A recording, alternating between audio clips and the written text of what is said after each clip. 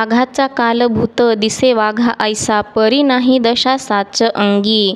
बाहेरील रंग निवडी कसोटी, संघष्टने भेटी आपे आप. सिकविले तैसे नाचावे माकडे, नचले त्या पुढे युक्ती काही. तुका म्हणे करी लटिक्याचा साठा, फजित तो खोटा शीघ्र होय.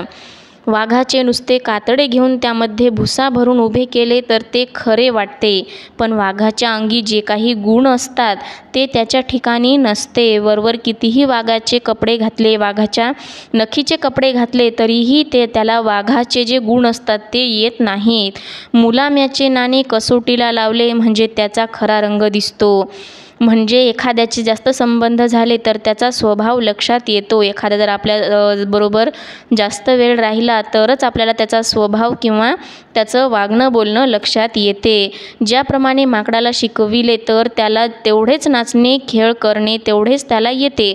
आपण जेवढं माकडाला शिकवतो तेवढंच त्याला येतो. त्याला स्वतःची बुद्धी वापरता येत नाही, पण त्यापुढे त्याला स्वतःच्या बुद्धीने काहीही जमत नाही. तुकाराम महाराज म्हणतात, ज्यांनी खोट्याचा साठा केलेला आहे अशांची फजितीही प्रसंगी होतेच, कारण ते खोटे आहेत. जे खरे आहेत त्यांना कशाचीही भीती नसते.